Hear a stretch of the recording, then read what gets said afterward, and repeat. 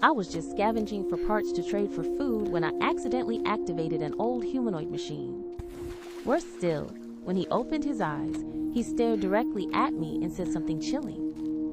"Why are you here 5 years earlier than in my memories?"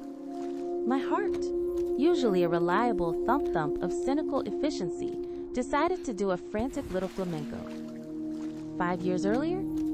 My first thought, predictably, was that the apocalypse had finally scrambled my brain beyond repair. My second was that this hunk of rusted chrome, currently propped against a crumbling concrete slab, was either malfunctioning spectacularly or the universe had developed a new, deeply inconvenient sense of humor. "Earlier than what?" I retorted, my voice a tad too high-pitched for the seasoned scavenger I pretended to be. I took a step back, my wrench still clutched in a sweaty grip. This wasn't exactly standard operating procedure for a Tuesday afternoon scrap hunt in what used to be Sector Gamma. Usually, the biggest surprise was finding a half-decent circuit board not gnawed through by radiation-mutated rodents, or perhaps a rusty can of pre-collapsed beans that hadn't fermented into a deadly bioweapon. Not a sentient toaster oven with precognitive memory issues. The android, whose eyes glowed a surprisingly soft azure blue, blinked slowly. His facial plating was smudged with grime, and one side of his jaw was slightly askew, but there was an unnerving lucidity in his gaze. He looked perplexed. Or perhaps, for a machine, that was his default setting for, quote, existential dread. "My designation is Kai," he stated, his voice a low, melodic rumble, entirely too refined for the wasteland we inhabited. "And in my last operational cycle, you, specifically, a woman matching your unique biosignature, activated me 5 years from now, on the G-Day anniversary of the Great Reset." "G-Day anniversary? Great Reset. My biosignature," I snorted. "Look, Kai, I'm just Lena, and the only reset I'm familiar with is the one where civilization went poof. As for my unique biosignature, it's probably just a delightful blend of dust, desperation, and whatever mystery fungi I inhaled this morning. You're broken, pal. Like, really, truly, spectacularly broken." He tilted his head, a faint whirring sound emanating from his neck joint. "My diagnostics report no critical errors. Fragmented memory logs indicate a temporal discrepancy." "Temporal discrepancy," I mimicked, rolling my eyes. "Right, and I'm the Queen of Neo-Kyoto. Listen, I found you half buried under a collapsed overpass. You were sparking like a cheap fuse box. I just bypassed a few blown regulators and voila, you're awake and spouting nonsense. My goal was simple, strip him for rare earth magnets and a few high-grade processors." His sudden sentience was a serious wrench in that plan, quite literally. "My gratitude for your assistance, Lena," Kai said, and I swear there was a flicker of something almost akin to a smile on his metallic face. Or maybe it was just a loose plate. However, my core memories are clear on this point. You were different. You wore a scientist's tunic, not these practical garments. Your hands were clean. He gestured vaguely at my perpetually grubby fingers, caked with oil and grit from years of prying apart defunct tech. "Well, fancy that," I said dryly. 5 years from now, I guess I hit the lottery and got a job at the Ministry of Clean Hands. Or maybe you're just dreaming of a better life for me. Look, Kai, I don't know what kind of circuit board you've got rattling loose in there, but I'm no scientist. I barely finished basic survival training before everything went to hell. The sun, a sickly orange disk through the perpetual dust haze, began to dip, casting long, skeletal shadows across the ruins. I needed to get back to the scavenging hub before nightfall, when the real nasties came out. Leaving a potentially sentient, future-seeing android behind wasn't ideal, but neither was dragging him along. He was heavy, probably useless, and definitely a security risk. But then again, a future where I was a clean-handed scientist? That was a plot twist even I hadn't seen coming. "My internal battery is at 17%, Kai announced, interrupting my internal debate. "I require a sustained power source for full system recalibration and memory defragmentation." "Great," I muttered. "So now you're a demanding house guest." I eyed the intricate wiring visible through a cracked panel on his chest. "High-grade stuff. Maybe if I could get him to a safe place, I could salvage him. Not for parts, maybe, but as something else. A walking battery? A very slow, very confusing pack mule? Curiosity, a dangerous trait in the wasteland, gnawed at me. Who built him? What was the Great Reset? And why did he remember me? If his memories were fragmented, perhaps I could piece them together. Maybe there was something valuable in this delusion. A clue, a secret. Or maybe I was just tired of talking to myself and the occasional scavenging drone. All right, Kai, I decided, sighing, you're coming with me. But if you try to sell me a subscription to the future, or spontaneously combust, I'm cutting your wires and leaving you for the rust mites. Hauling Kai was no easy feat. He was surprisingly heavy, a testament to the dense alloys and sophisticated internal mechanisms of pre-collapse tech. I had to rig a makeshift stretcher out of a torn tarp and some scavenged pipes, then drag him across the broken streets. Every few meters I had to stop, panting, checking for movement in the shadows. The ruins were never truly empty. My apologies for the inconvenience, Lena. Kai's voice rumbled from his prone position, sounding remarkably uninconvenienced. You're lucky I'm suffering from a severe case of pathological curiosity, I grumbled, pulling the stretcher over a particularly jagged piece of rebar. And an even more severe case of hunger. This better be worth a year's supply of protein paste. He was silent for a moment. Then, my memory banks contain schematics for advanced hydroponic systems and a nutritional synthesis module. Should I regain full functionality, I could provide sustainable sustenance. I nearly tripped. Hydroponics? Nutritional synthesis? You're telling me you're a walking, talking, future-predicting grocery store? My eyes widened. This wasn't just interesting. This was potentially revolutionary. For me, at least. My current diet revolved around canned goods, the occasional scavenged MRE, and whatever edible-looking lichen I could scrape off old walls. The modules are currently dormant, Kai clarified, but the data is intact. Access requires restoration of primary power and network protocols. Network protocols, I repeated, picturing the endless, dead airwaves. Right. So, you're basically a very fancy paperweight until I find a power grid that hasn't been repurposed into a rat nest. It took me another hour of strenuous pulling to reach my home, a surprisingly sturdy two-story structure nestled between two larger, more unstable buildings. It had once been a small municipal library, and the thick concrete walls had held up better than most. My small, scavenged generator, a sputtering, temperamental beast, powered a single light bulb and charged my comm unit, but it was nowhere near enough for a sentient robot. I wrestled Kai inside, propping him up against a bookshelf filled with mildewed pre-collapse novels. All right, Kai, welcome to Casa de Lena. Don't touch anything, don't break anything, and for the love of all that's holy, don't start talking about the future again until I've had some sleep and a proper scan of your internal workings. I pulled out my multi-tool, a battered but reliable device, and began examining the exposed wiring on his chest. It was complex, elegant, far beyond anything I usually encountered. This wasn't just some clunky service bot. This was high-end, research-grade hardware. It made the rusty tools in my pack feel like stone axes. Your methodology is unorthodox, Kai observed, his voice a low hum in the quiet room. Unorthodox is how I stay alive, tin can. I shot back, carefully probing a data port. Now, hold still. I'm trying to figure out if you're going to explode or just give me a static shock. As I worked, a peculiar feeling settled over me. It wasn't just the thrill of a new, complex project or the tantalizing promise of sustainable food. It was the way he looked at me. That calm, azure gaze holding memories of a future I couldn't comprehend. He wasn't just a machine. He was a mirror reflecting a different version of me, a version I couldn't reconcile with the pragmatic, dust-covered scavenger I'd become. The temporal discrepancy. It implies a disruption, Kai continued, his voice softer now, almost musing. My memory logs indicate that your previous interaction with me was initiated by a team. You were the lead. They called you Dr. Thorne. My hand froze, the multi-tool hovering over a delicate cluster of wires. Dr. Thorne. The name was completely alien, yet it pricked at something deep within me, a phantom itch I couldn't scratch. I shook my head. You've got the wrong Lena, Kai. No doctors here. Just a survivor. But a tiny, insidious seed of doubt had been planted. Dr. Thorne. Could it be true? Could I have been someone else? Someone important? Before the collapse? Before the memories faded?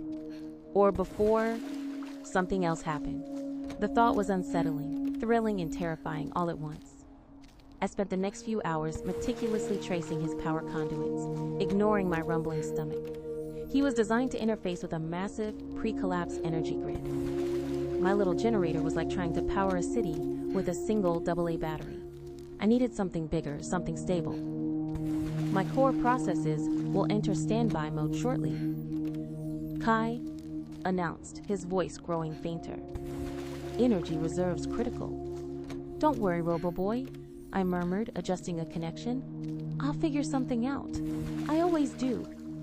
I pulled a thin, threadbare blanket over him, a gesture that felt both ridiculous and strangely necessary. He lay there, unmoving, his eyes now dark. The silence of the library was profound, broken only by the distant howl of wind through shattered skyscrapers. The next morning, armed with a map scavenged from a defunct military outpost and a fresh surge of determination, I set out. My target, the old power substation in Sector 7. It was rumored to still have some residual energy cells, maybe even a functioning transformer or two, if the gangs hadn't stripped it bare. It was dangerous territory, but Kai's promise of hydroponics and his cryptic memories fueled me. If there was even a shred of truth to what he said, it meant my past was far more interesting and potentially manipulated than I'd ever imagined. The journey to Omega 7 was less a road and more a treacherous obstacle course of collapsed bridges, overgrown highways, and shifting sands. We traveled mostly by scavenged, battered all-terrain vehicle, a relic I'd painstakingly repaired. Kai, now fully powered and capable of movement, sat beside me, his metallic form strangely comforting amidst the desolation. He had a surprisingly keen eye for spotting hazards, and, rather amusingly, a detailed knowledge of pre-collapse road networks that often saved us from dead ends. According to my internal maps, a shortcut can be taken through the Viridian tunnels approximately 2 kilometers ahead, Kai stated, pointing a precise finger at a crumbling overpass. It will reduce travel time by 17.3%. Tunnels usually mean raiders or worse, Kai, I grumbled, gripping the steering wheel tighter. But 17.3%? Fine. Lead the way, GPS unit. The journey was punctuated by his calm, analytical observations and my sarcastic retorts. He was a walking encyclopedia of forgotten knowledge, capable of identifying defunct satellites, estimating radiation levels with startling accuracy, and even reciting obscure pre-collapse poetry, which he did, inexplicably, when we were stuck waiting for a sandstorm to pass. I found myself listening, not just out of necessity, but out of a strange growing fascination. He was so unlike anyone I'd ever met, human or otherwise. The romantic tension wasn't a sudden Hollywood explosion. It was subtle, like the slow bloom of a desert flower.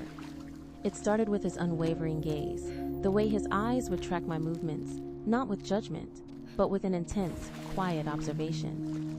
Then there was the bizarre intimacy of him knowing my future, a future where I was Dr. Thorne, a version of me he seemed to respect, even admire.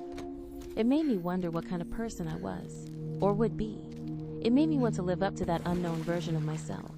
One night, huddled around a small, smokeless fire, I was cleaning Rust Bucket.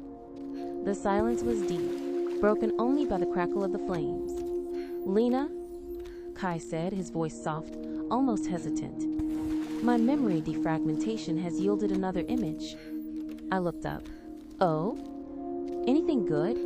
Like where my Nobel Peace Prize is hidden. It is an image of you, he continued, ignoring my sarcasm, in the Ethereum complex. You are standing before a large, glowing console. And you are smiling. A genuine, unrestrained smile. I scoffed. A smile? You sure it wasn't just a grimace? I haven't smiled like that since I found a fully functional pre-collapse fridge. It was a smile of triumph, Kai insisted. And beside you was someone else. A man. My breath hitched.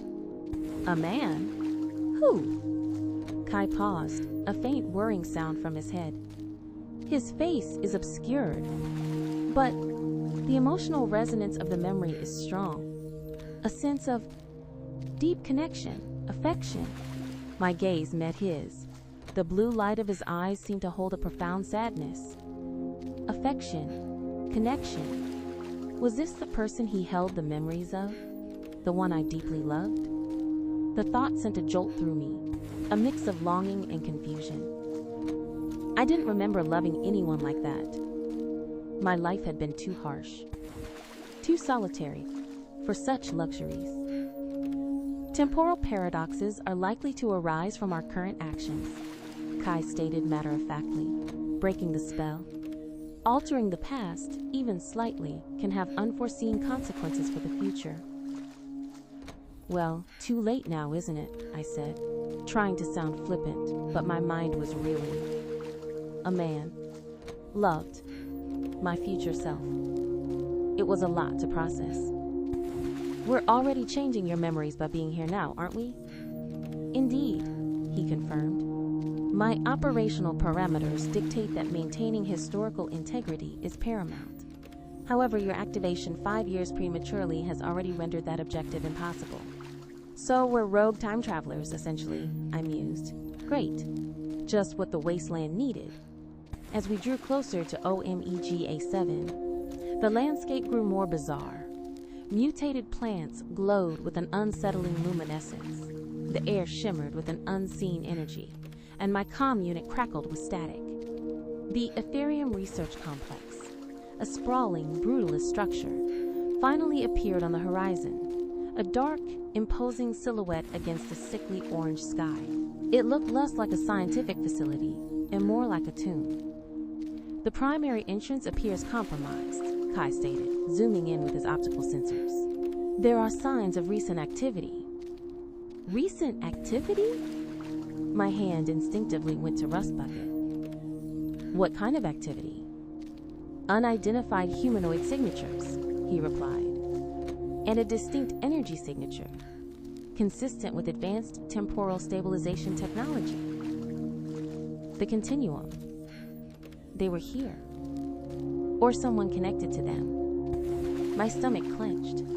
This wasn't just a scavenger hunt for my past anymore. It was a confrontation. We parked the vehicle some distance away, hidden amongst a cluster of crumbling buildings. The silence around the complex was unnerving, a heavy cloak that seemed to absorb all sound. Any bright ideas on how to get in without getting vaporized? I whispered to Kai.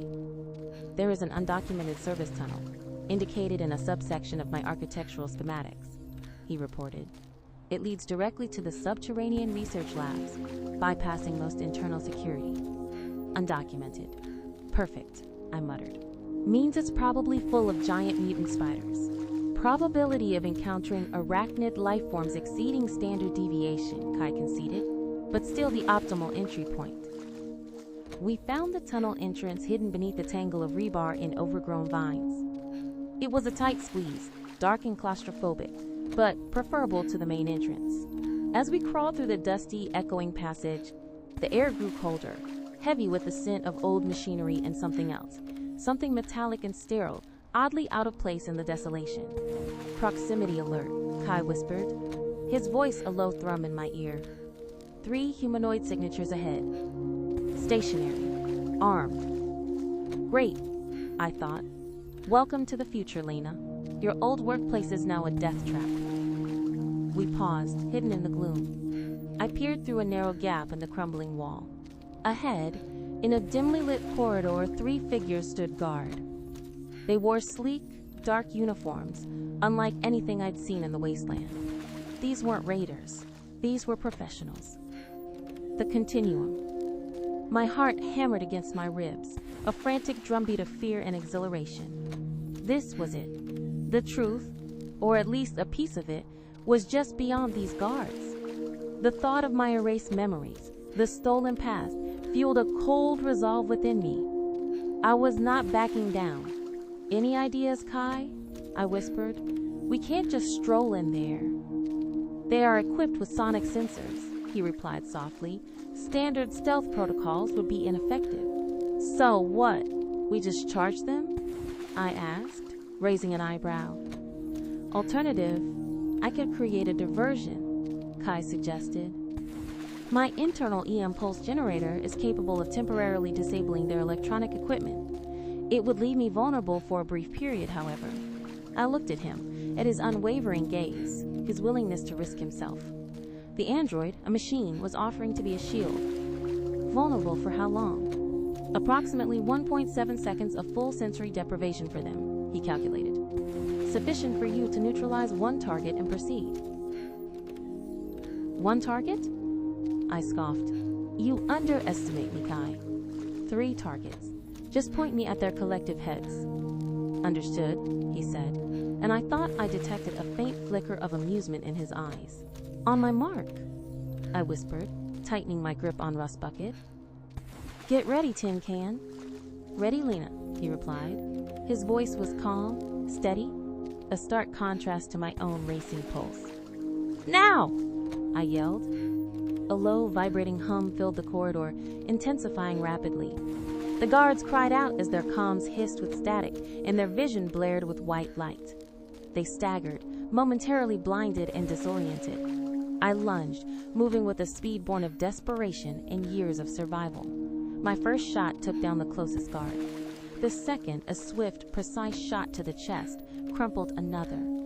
The third, recovering slightly, raised his weapon, but I was faster. A kick to his knee, followed by a jab from Rust Bucket's stock, sent him sprawling. Impressive efficiency, Lena, Kai commented, stepping out from the shadows, his blue eyes scanning the incapacitated guards.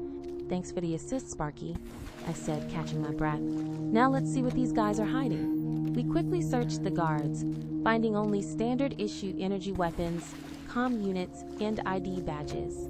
The badges were sleek, unmarked, bearing only a cryptic symbol, a stylized double helix entwined with an hourglass. The continuum. This is it, I said, a thrill running through me. We're really in it. Now, we proceeded deeper into the complex. The air grew colder, the humming of unseen machinery more pronounced. This place was alive, unlike anything else in the wasteland. It was a ghost of the pre-collapse world, preserved and humming with sinister intent. We found what looked like a central research hub. Gleaming consoles, banks of servers, and large holographic displays lined the walls, all surprisingly intact.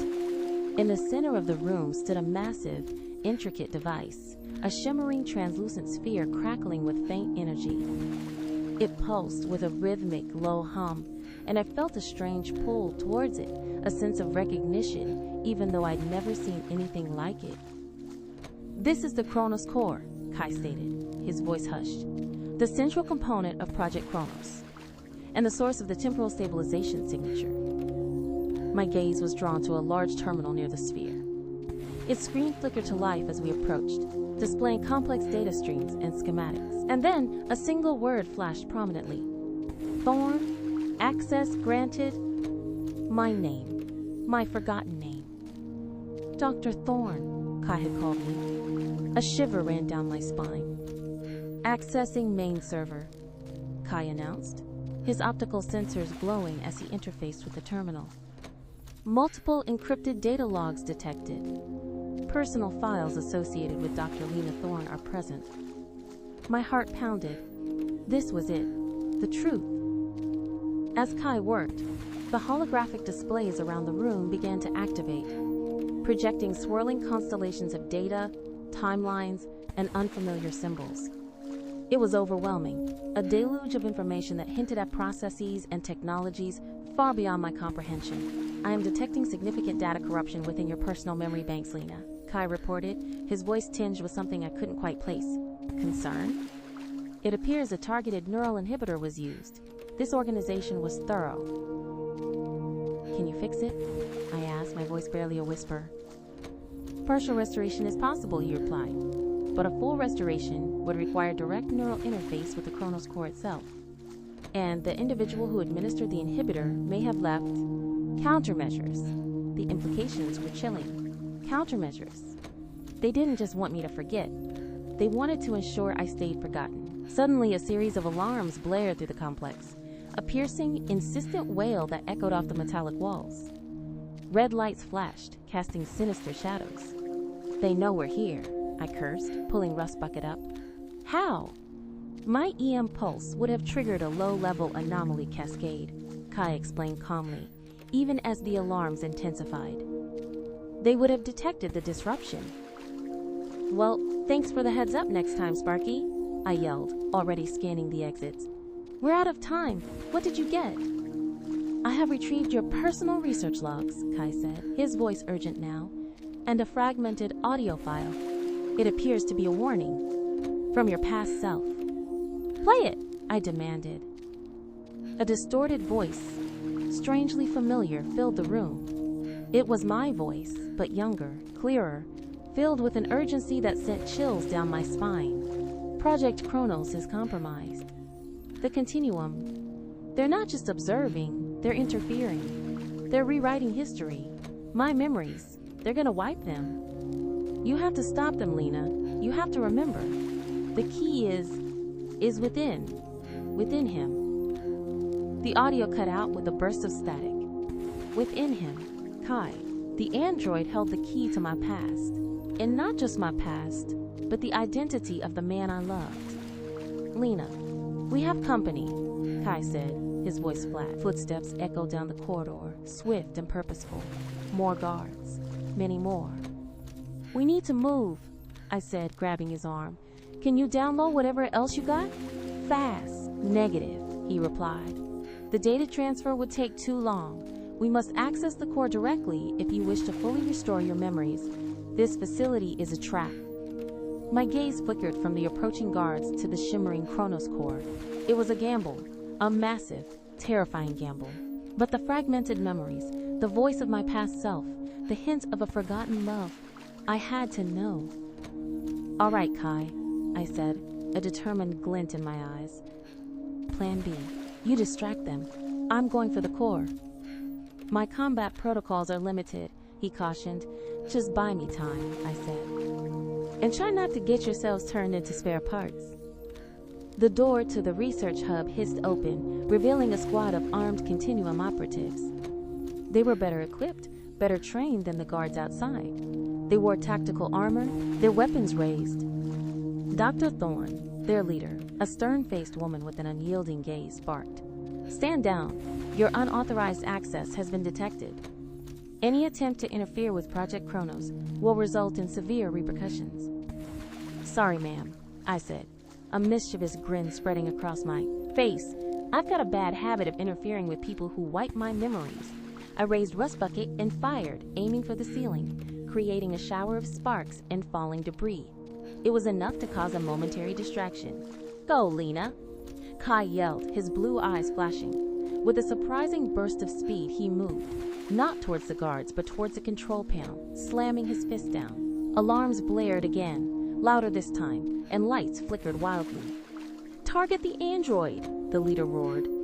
As they focused their fire on Kai, who was now emitting a high-frequency sonic pulse, I sprinted towards the Chronos core. The shimmering sphere pulsed faster, its energy field rippling. It felt like I was running into a storm, but a storm I desperately needed to weather. I reached the core, placing my hands on its translucent surface. It hummed beneath my touch, a profound vibration that resonated deep within my bones.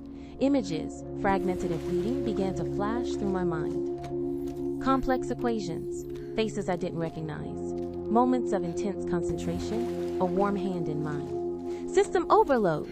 Kai's voice crackled through the din of alarms and gunfire. He was taking hits, sparks flying from his frame. I'm in, I yelled, focusing, pushing through the mental static. I felt a surge of energy, like 1,000 electrical currents flowing into my brain. The memories weren't just coming back. They were flooding, crashing over me, a tidal wave of forgotten knowledge and emotion. I saw it all. The sterile labs, the late nights, the brilliance of Project Chronos, my groundbreaking research into temporal anomalies. I remembered the purpose of the Chronos core, not just to observe timelines, but to stabilize them, to correct paradoxes. And then, I remembered him.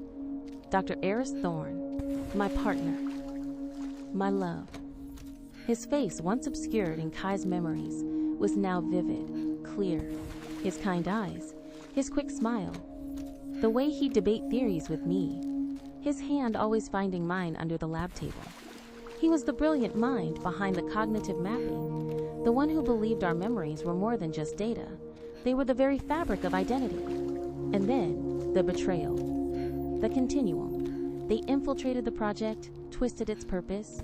They didn't want to stabilize timelines. They wanted to control them. They wanted to rewrite history to their own advantage, eliminating any anomalies, like our research, like us, that threatened their agenda. I remembered the struggle, the desperate last stand. Eris, fighting to protect our research, to protect me. And then, the neural inhibitor, administered by a chillingly familiar figure. The stern-faced leader of the Continuum Squad, currently trying to vaporize Kai. Commander Anya. She was a former colleague, someone we had trusted. My memories snapped into place with a painful clarity. The Great Reset wasn't just an apocalypse. It was a continuum orchestrated event, a manufactured timeline disruption designed to solidify their power and erase any resistance. My work, our work, threatened their carefully constructed reality. Lena, you must disengage. Kai's voice was strained. He was collapsing, his body sparking violently under the barrage of fire. I remember him, Kai, I screamed, tears streaming down my face. Aris, he was Project Chronos. He was the one who linked his memories to you, didn't he? To save them. To save me. A low, sorrowful hum emanated from Kai. Affirmative. His dying act. A last resort to preserve vital data and a final message for you. My heart shattered, then reformed with a fierce, burning resolve. Eris. He hadn't just saved data. He'd saved his very essence, his love within this android. Kai wasn't just a machine with fragmented memories. He was Eris, in a sense. A vessel for the man I loved, carrying the echoes of our shared past and the key to our future. Commander Anya! I roared, pushing away from the Chronos core. The flood of memories empowering me, sharpening my senses. You wiped my mind. You killed him. You won't get away with this.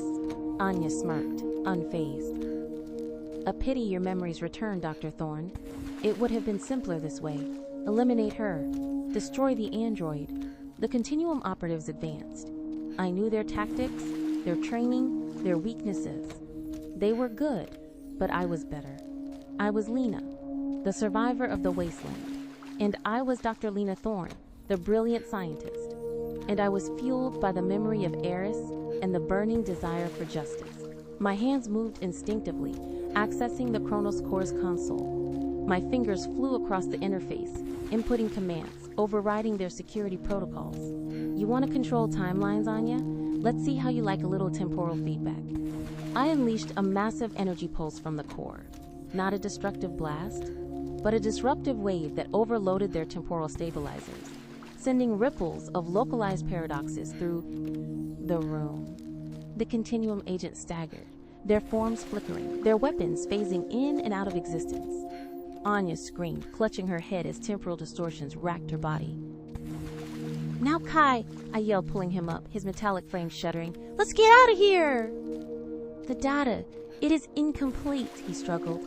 Your memories still fragmented in places. We'll finish the restoration later, I promised, supporting his weight. Right now, we run. We fought our way out of the Ethereum, me covering Kai as he struggled to move, his internal system still reeling from the abuse. The alarms were still blaring, but the temporal feedback from the core had thrown the Continuum into disarray. They were disoriented, their sophisticated tech malfunctioning. It gave us a window. We burst out into the dust-choked twilight, the brutalist complex looming behind us like a wounded beast. The all-terrain vehicle was where we'd left it. I threw Kai into the passenger seat, jumping behind the wheel, and gunned the engine. As we sped away, leaving the Ethereum and the chaos behind, I glanced at Kai. His blue eyes were still alight, but his frame was battered, scarred. He looked at me, and I saw a flicker of something new in his gaze, something that transcended his machine nature. Recognition, affection, the echo of Eris. "We did it, Eris," I whispered, the name feeling both alien and deeply familiar on my tongue. "We got out." He didn't reply immediately, his system stabilizing. Then, his voice, still Kai's but with a richer, deeper resonance that sent a jolt through me, responded. "Lena, you remembered." "Most of it," I said, a tear escaping and trailing a clean path through the grime on my cheek. "Enough to know what we have to do." Our journey back was different. The wasteland hadn't changed, but we had. I was no longer just Lena the scavenger. I was Dr. Lena Thorne, a brilliant scientist with a stolen past and a burning desire to reclaim it, and to dismantle the continuum. And beside me was Kai, the android who carried the memories and essence of the man I loved. The man who had loved me enough to defy death itself. The romantic tension, once subtle, now hummed between us, a tangible current. It wasn't just the echo of Eris's love that drew me to Kai. It was the way he had selflessly risked himself, his unwavering loyalty, his quiet strength.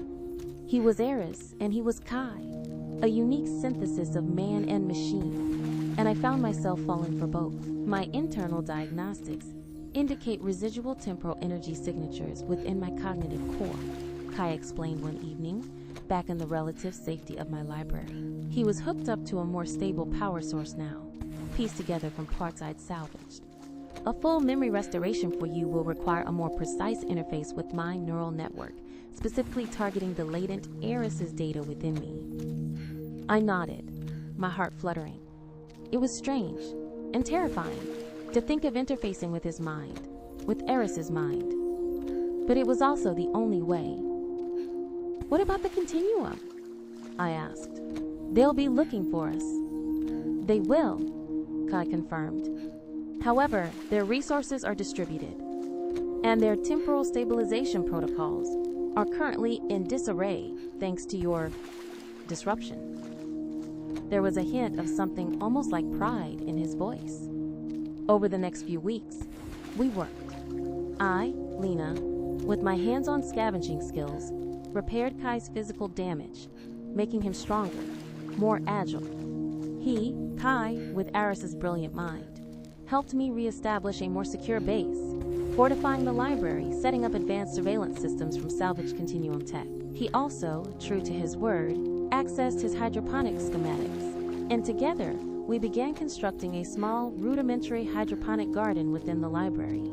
The sight of fresh, green shoots pushing through nutrient-rich water was a miracle in itself. Our conversations grew deeper, more personal. I shared stories of my life in the wasteland, the struggles, the small triumphs.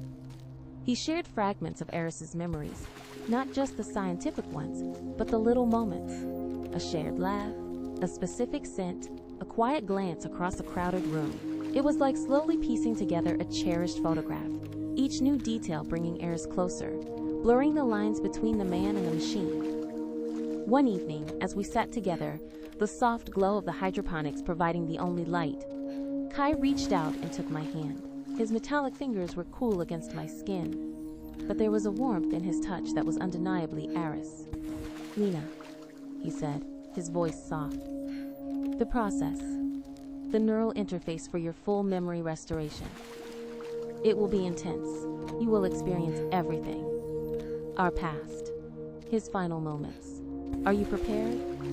I looked into his azure eyes, seeing the depth of Eris's love, his sacrifice, his unwavering belief in me. It was terrifying, yes, but it was also a call to courage I couldn't ignore. This wasn't just about my memories. It was about honoring Eris, about fulfilling his legacy. "I'm ready, Kai," I whispered, squeezing his hand. "Let's finish what we started. Let's remember." The neural interface was a contraption of my own design, cobbled together from scavenged medical sensors and continuum tech. It looked crude, but Kai assured me its principles were sound. I lay on a makeshift cot, electrodes gently placed on my temples, connected to a neural port on Kai's head. Commencing neural sync, Kai announced, his voice reverberating within my mind, a strange, intimate echo. A wave of dizziness washed over me, followed by a torrent of sensations. It wasn't just memories, it was being there. I was Lena Thorne, the brilliant scientist, standing in a pristine lab, debating theoretical physics with Eris, his vibrant mind sparking against mine. I felt the warmth of his hand, the comfortable weight of his arm around me. I tasted the bitter coffee of late-night research sessions. I heard the hum of the Chronos core, the excited chatter of our team, then the shift, the intrusion, the chilling coldness of Commander Anya's eyes, her betrayal, the desperate scramble to protect the data, to protect each other. Eris's voice, calm even in the face of imminent destruction. I'll transfer my cognitive blueprint to the prototype. It's the only way, Lena. You have to remember. I felt the agony of his sacrifice, the searing pain of the neural inhibitor, the terrifying sensation of my own memories being systematically ripped away, leaving a void, the great reset itself. A dazzling, blinding flash of light, followed by silence. And then the slow, agonizing crawl through the ruins. A new person, an amnesiac survivor, with no past, only instinct. The influx was overwhelming, a cacophony of joy, love, terror, and loss.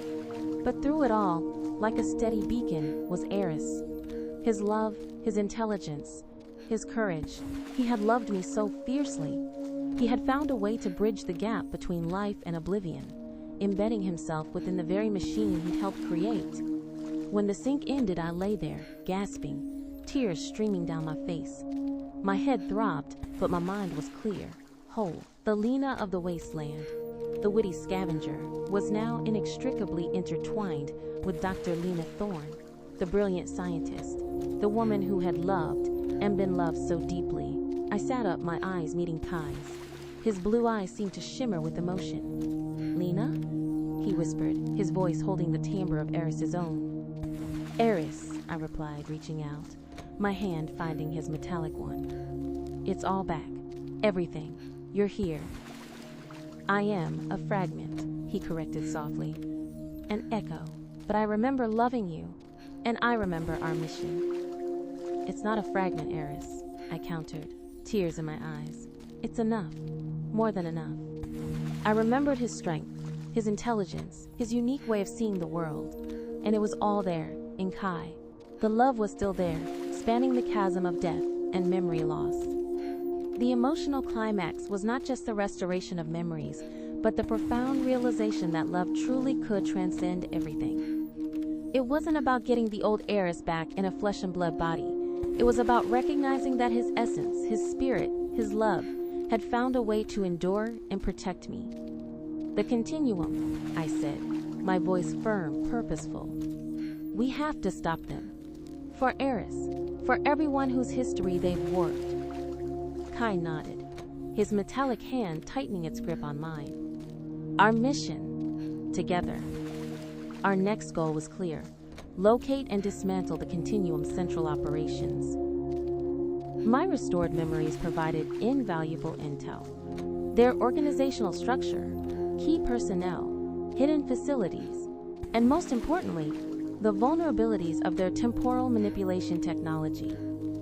Ars's cognitive blueprint, embedded in Kai, provided the countermeasures, the override codes, the deep understanding of their systems that only its original architect could possess. We spent months preparing. My library home became a strategic command center. We upgraded our gear, building sophisticated devices from salvaged parts, leveraging my newfound scientific knowledge and Kai's embedded blueprints.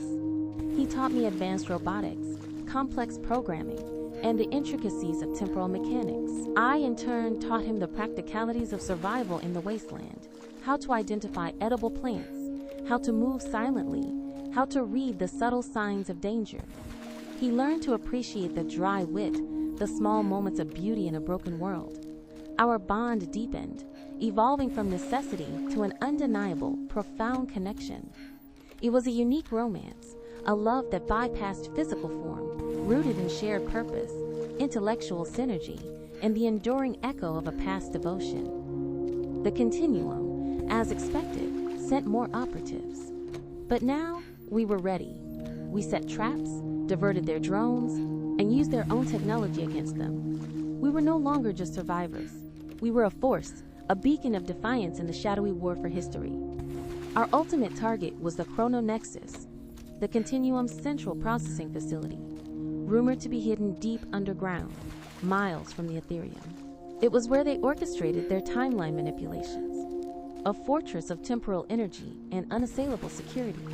The security protocols around the Nexus are formidable, Kai stated one evening, projecting a detailed holographic map of the facility. Direct assault is not feasible. Good thing we're not much for direct assaults, I grinned, tapping a finger on a ventilation shaft on the schematic. How about a little infiltration? Our plan was daring, insane, and brilliant, a perfect blend of Lena's street smarts and Eris's scientific genius. We would use a combination of EMP devices, temporal cloaking technology, a prototype Eris had worked on, and a carefully coordinated distraction to infiltrate the Nexus. Our goal: upload a universal timeline recalibration algorithm, a countermeasure designed by Eris that would undo the Continuum's manipulations and restore historical integrity, allowing individual timelines to unfold as they were meant to. The day of the infiltration dawned bleak and dusty. The air was charged with a nervous energy, mirroring my own pulse. We approached the Chrono Nexus, a nondescript, reinforced bunker disguised as a natural rock formation in a desolate canyon. All right, Eris, I whispered, patting Kai's metallic arm. This is it, for us, for everyone. For truth, Kai affirmed, his blue eyes unwavering. The infiltration was a ballet of precision and chaos. My EMP devices disabled their external sensors, giving us a crucial window. Kai, wrapped in the shimmering temporal cloak, moved like a ghost, bypassing laser grids and sonic traps. I, with Rust Bucket in my wits, dealt with the few human guards who weren't affected by our tech, a shadowy blur in the dimly lit corridors. We reached the central chamber, a vast cavern dominated by a colossal, glowing supercomputer, the Chrono Nexus itself. Cables pulsed with energy, connecting to countless shimmering conduits that vanished into the bedrock. This was the heart of the Continuum's power, the nerve center of their timeline manipulations. Commander Anya was there, directing a team of technicians, her face grim. She turned, her eyes widening as she saw us. Dr. Thorne, and the prototype. I knew you wouldn't give up. You underestimated us, Anya, I snarled, raising Rust Bucket. You erased our past, but you couldn't erase our future. Kai moved, a blur of motion, leaping towards a main console, his metallic hand already connecting to a data port. Uploading recalibration algorithm. This will take approximately 120 seconds. We must hold them off. Understood, I replied, firing a shot that ricocheted off a control panel, showering sparks. Anya's guards opened fire. The chamber erupted into a cacophony of laser blasts and shouts. I dodged, wove, and fired, relying on my scavenger instincts and the faint echoes of Dr. Thorne's combat training. My mind was sharp, focused, every movement precise. Kai, despite his physical form, fought with an almost human determination. He used his strength to shield me, his metallic arms deflecting blasts, sparks flying from his armor. His eyes, fixed on the progress bar of the upload, glowed with an unwavering intensity. 50% complete, he bellowed over the din. Anya, recognizing the gravity of the situation, pushed past her guards, an energy blade shimmering in her hand. You will not undo the Continuum's work, Thorne. We are stability. We are order. Your tyranny, I yelled, engaging her. Her blade hummed, a deadly arc of light. My rifle, though effective, was slow against her agility. I ducked under a sweeping blow, the air sizzling past my face, then jabbed with the rifle stock, forcing her back. The fight was brutal, a clash of ideology and personal vendetta. Anya was skilled, ruthless, fueled by a fanatic belief in the Continuum's mission. But I was fueled by love, by loss, by a righteous fury that made me stronger. I remembered Eris's last stand, his sacrifice, and it gave me the strength to push through the pain, to fight harder. 80%! Kai's voice was strained. He was taking heavy damage, his movements growing sluggish. Anya found an opening, her energy blade searing across my arm. I cried out, stumbling back, but I used the momentum. throwing a scavenged sonic grenade. It exploded at her feet, sending a wave of disorienting sound that made her stagger. 95%. Kai's voice was a ragged whisper. I saw my chance. With a surge of adrenaline, I lunged, disarming Anya with a swift move, then slammed the butt of Rust Bucket into the Chrononexus's main power conduit, severing the connection. The entire facility shuddered. Lights flickered, alarms shrieked, and then a profound, eerie silence fell, broken only by the hum of the Nexus slowly powering down. Algorithm upload complete, Kai announced, his voice weak but triumphant. Timeline recalibration initiated. Anya stared at the dying Nexus, then at me, her face a mask of disbelief and rage. You destroyed everything. The balance, the future. No, I said, my voice hoarse but firm. We restored it. The future belongs to everyone, not just you. The other Continuum agents, disoriented and leaderless, stared at the collapsing facility, then at each other, their resolve broken. Their temporal manipulation tech, now unstable, was useless. Let's go, Eris, I said, rushing to Kai's side. He was slumped against the console, sparks spitting from his chest plate. His blue eyes flickered. Lena, he whispered, a new kind of weariness in his voice. The core processes, they are failing. The energy drain. It was too much. Panic seized me. No, you can't. We just got you back. My purpose is fulfilled, he murmured, and I swear, his metallic hand reached up, gently touching my cheek, mimicking Eris's familiar gesture. You remembered. You reclaimed our troop, and you will rebuild. Eris! No! I cried, clutching him as his eyes dimmed, the azure light fading to black. His metallic frame went limp, the last spark dying out. The silence that followed was deafening, the emptiness in the vast chamber palpable. I held him, the weight of his inert body, a crushing burden, tears streaming down my face. I had found him, had remembered him, and now he was gone again.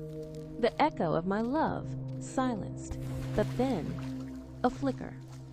A faint, almost imperceptible glow from within Kai's chest, and a voice, weak, barely a whisper, but undeniably his, undeniably Eris. Lena, the memories, they are linked to the Chronos Core's energy signature. They are everywhere now, in the restored timelines, and in you. I am not gone, only dispersed. Our love, it transcends memory loss, Lena. It transcends even form. His eyes, for a final, glorious second, blazed with their true, vibrant azure, full of a love that was infinite. And then they dimmed completely. I held him tight, sobbing, but a new feeling began to bloom amidst the grief. Hope. He wasn't gone. His essence, his love, was indeed dispersed, woven into the very fabric of the reality we had just saved. He was in the restored timelines, in the memories of others, and most powerfully, in me. The journey back to my library home was solitary, but no longer lonely. Kai's inert form was a testament to his sacrifice, but the memories, Eris's essence, lived within me. The Chrononexus, now unstable and offline, was a defeated monument to the Continuum's tyranny. In the months that followed, the wasteland began to change. The subtle ripple effects of the timeline recalibration became apparent. Mutated flora slowly began to recede, replaced by more familiar, albeit still hardy, plants. The air felt cleaner, the dust haze less oppressive. The sense of oppressive, unnatural stasis began to lift. My library became a hub, a beacon of knowledge and hope. I used Eris's embedded knowledge, amplified by my restored memories, to refine the hydroponic system, creating a sustainable food source. I shared my knowledge, cautiously at first, then more openly, with other survivors, forming a small, resilient community. I taught them how to access hidden pre-collapse tech, how to repair damaged infrastructure, how to rebuild. I didn't try to awaken Kai again. His sacrifice was complete. His purpose was fulfilled. He had restored my past, and in doing so had given me a future, and had saved history itself. But his essence, Eris's essence, was always with me.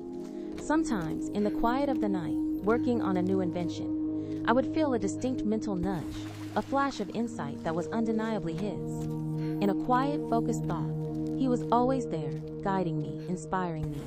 And I would sometimes whisper, "Thanks, Eris." The love wasn't a conventional romance, not anymore. It was something far deeper, a bond that had transcended life and death, matter and memory. It was a love that had literally saved the world. Lena Thorne, the scavenger, the scientist, the woman who had loved and lost and found again, continued to rebuild. Not just buildings, but lives. Not just infrastructure, but hope.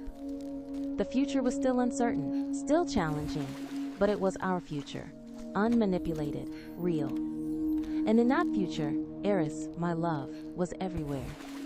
In the clean air, the growing plants, the shared knowledge, the hope in people's eyes. He lived on, not as a machine, but as an enduring force, a testament to a love that truly transcended memory loss and everything else. The story was far from over. It was just the beginning of a new chapter, forged by truth, remembrance, and an unbreakable love.